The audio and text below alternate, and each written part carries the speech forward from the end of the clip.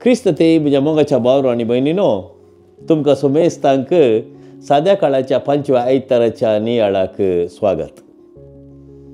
आयच्या वाजेलांत आमकां वाचूंक मेळटा जेजू जेनेझारेत दर्या तडीर आसुल्लो आनी थंयसर तो पळयता 2 दोणी आनी लोकांचो व्हडलो जोमो जेजूक पळोवन ताचे सर्चेन येवन ताणें सांगल्लें तें आयकोंक आशेतलो. हारी हारीनी लोक येवंक सुरू जालो आनी तो वळ जेजून कितें चिंतलें, थंयसर आशिल्ल्या एका दोणीचेर जेजू सोडलो आनी ती दोण जावन आशिल्ली सिमांव पेद्रोची.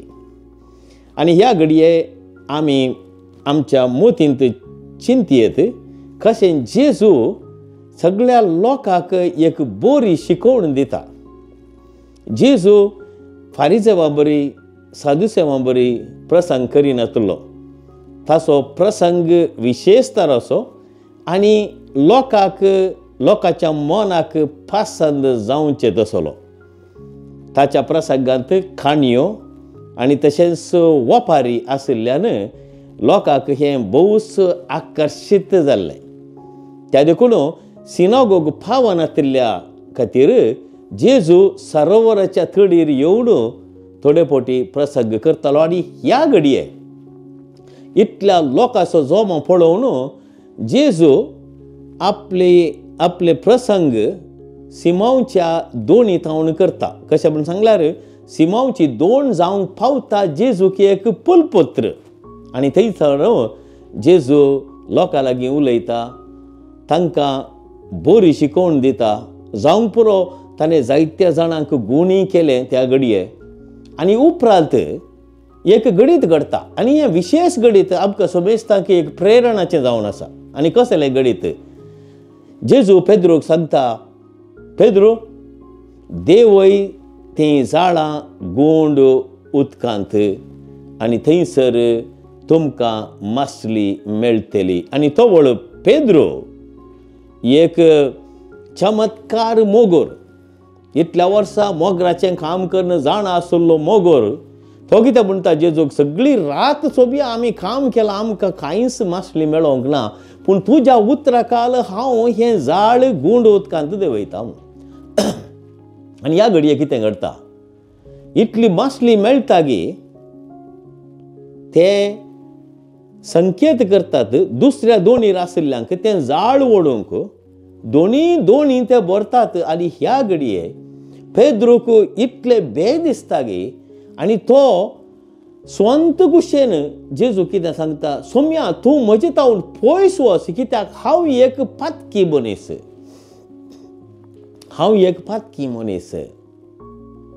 हें अजाप येद्या विस्मितायेचें जावंक पावता. पेद्रोक मात्र न्ही, ताच्या सांगात्यांक थंयसर तांकां उलोवंक एक उतर येना. आनी एक कसलें उतर पेद्रो उलयता हांगासर, हांव एक फातकी सोम्या, तूं इतलो वर्तो मनीस, हांव तुजे सरशीन रावंक फावो न्हय म्हणून. आनी तो वळ जेजू पेद्रोक संप्या रितीन सांगता, भियेनाका, आज थावन तूं मनशाचो फागी जातलोय. मनशाचो फागी म्हूण सांगल्यार कितें?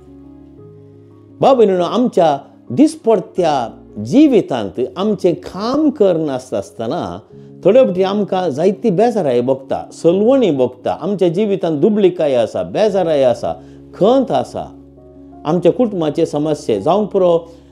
पेद्रोक आनी ताच्या सांगात्यांक तो दीस भोवूच बेजारायसो जावन आसलो, कित्याक तांणी सगळी रात वावर कर, तांकां कांयच मासली मेळोंक नातली आनी तांचो दिसपडतो ग्रास जावन आसलो. आनी जावंक पुरो पेद्रो चिंततालो, आतां हांवें म्हज्या कुटुंबाक ह्या दिसांनी पोसचें कशें, ह्या दिसांनी तांकां खाण जेवण दिवचें कशें.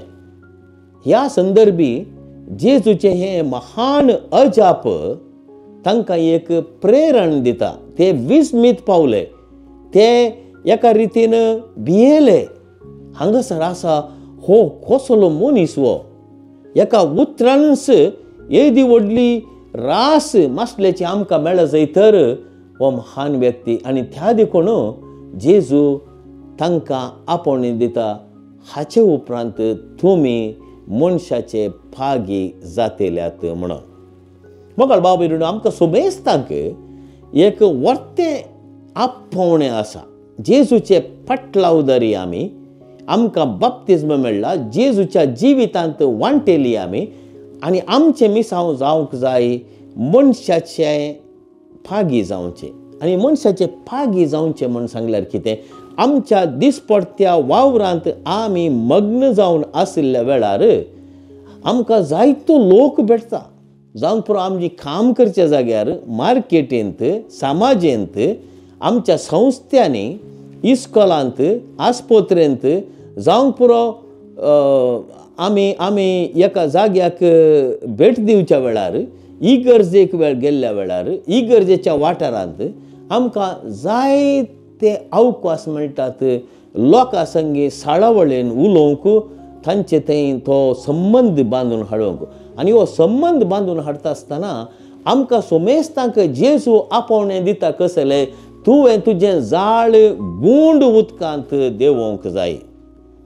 वयल्या बार उदकांत न्ही, उतळ उदकांत न्ही, बगार गूंड उदकांत तुवें तुजें जाळ देंवोवंक जाय. हाचो अर्थ आमी समजल्या तर एका रितीन आमकां हें प्रेरण मेळटा. मोगाळ भाव भयणीनो, आमी ह्या जुबलेवाच्या वर्सां आसा. आनी हें कसलें प्रेरण? आमच्या दिसपडत्या वावरांत आमी आमचो वावर करनासतना आमचो उद्देश आनी ध्येय जावंक जाय देवाचेर आमी आमची दिश्ट दवरची. गूंड उदकांत जाळ घालचें म्हूण सांगल्यार आमच्या हर एका जिणेच्या घडयेंत आमी जेजूची बरी खबर परगटून आमच्या जिविता मुखांतर आमी हेरांक जेजू सरशेन आपोवन हाडचें एक प्रयत्न करूंक जाय. हाका म्हणटात मनशाचे पागी. आमचें जिवीत पळोवन, आमचें देखी बरीत जिवीत पळोवन, सळावळेचें, देवातें आशिल्ल्या सळावळेचें जिवीत, मागण्या जिवीत, साक्रिफिसाचें जिवीत, माया मोगाचें जिवीत, तें पळोवन आमी आमचे बोवारी आशिल्ल्यांक जेजू थंय ओडून हाडचें. तें जावन आसा मिसांव मनशा पागी जावचें. मोगाळ भाव भयणीनो, ह्या आयतारा आमकां विशेश तरान एक आपोवणें मेळटा ह्या वांजेला मुखांतर. कशें तें शीस आपणाचें आशिल्लें सगळें सांडटात, दोणी सांडटात, तांणी धरिल्ली मासली सांडटात आनी जेजू फाटल्यान वेतात म्हूण सांगल्यार एक दीस आमी आमचें थंय आशिल्लें जें कितें आमचें म्हणलें आमी आज लेखून घेता तें सगळें सांडून आमी देवा फाटल्यान वचोंक आसा. हो सगळो संवसार आमी सांडून वचोंक आसा. जें कितें आमचें म्हणलें ह्या संवसारांत आसा तें आमचें न्ही. आमकां एक वाट दाखयल्या देवान. जें कितें म्हाका मेळ्ळां, जें कितें म्हजें म्हणून हांव समजून घेता, ह्या स्विकार करता, तें हांवें ह्या संवसारांत सांडून जेजूचो पटलाव करूंक जाय. म्हणटच खंयसर आमचें दायज आसा, थंयसर आमचें काळीज आसा म्हणलें तें चिंतप, जेजूचेंत चिंतप आमी आमच्या जिवितांत कार्यगत करूंक जाय. कित्याक पळया, आज आमकां कितली प्रायज जाली. एक चिंतून पळोवया.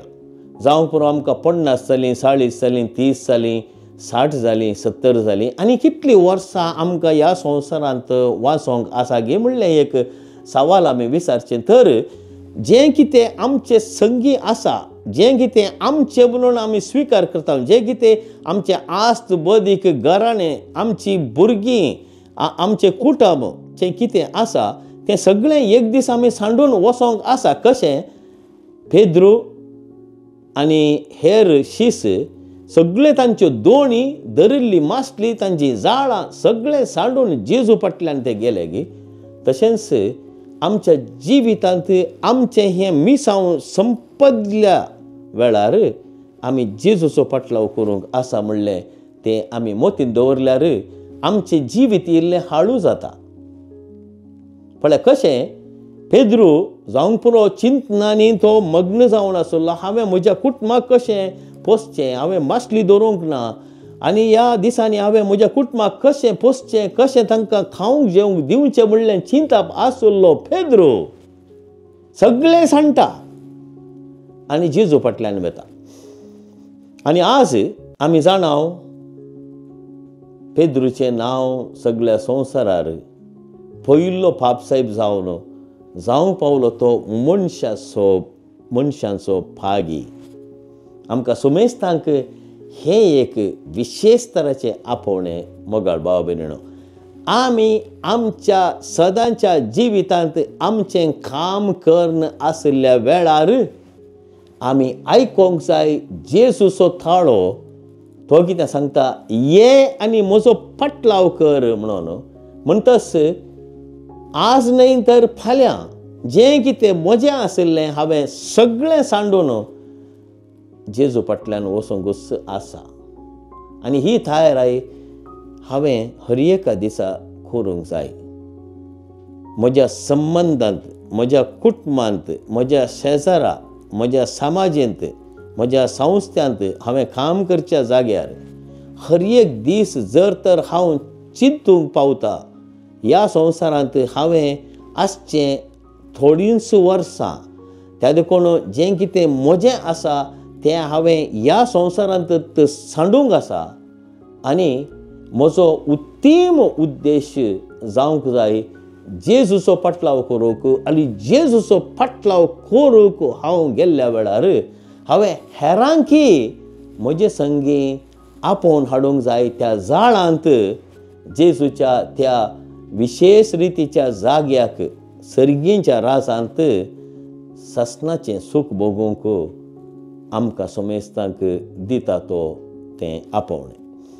तर म्हज्या मोगाच्या भाव भयणीनो, आयच्या वांजेलाचेर आमी नियाळ करता आसतना लुकाचो वांजेल 5वो अध्याय पयल्या वळींतल्यान 11व्या वळी म्हणसर आमी नियाळ करता आसतना चिंतून पळोवया आमचें मिसांव कसलें ह्या संवसारांत. आनी प्रत्येक जावन ह्या जुबलेवाच्या वर्सा परत गूण रितीन आमी चिंतया. आमचें तें बावडताचें जाळ गूंड उदकांत आमी उडोवया. थोडे फावटी आमी निराशी जावन आसां, थोडे फावटी आमी दुखांत आसां, बेजारांत आसां, खंतींत आसां, दुबळिकायेंत आसां. पूण जर तर बावडताचें आमचें तें जाळ गूंड उदकांत आमी घालें तर खंडीत जावन थंयसर आमकां मेळटलें तें सर्गीचें दायज बावडता मुखांत्र जेजू संगी ससनाचें सूख भोगूंक. मागीर आमी ह्या मिसाच्या बलिदाना वेळार ही कृपा आमकां मेळोंक आमी जावंक नीज जावन जेजूचे पाटलावदारी, जेजूचे शीस, मनशाचे पागी जावन ह्या संवसारांत जियेवया. आनी अशें आमच्या जिविताच्या प्रेरणा मुखांत्र हेरांक आमी जेजू सशीन ओडूंक प्रयत्न करया. त्या जाळांत आमी तांकां आपोवणें दिवया आनी ह्या आमी जेजू संगी ताच्या ससनाच्या सुखांत वांटेली जावंक. आमेन.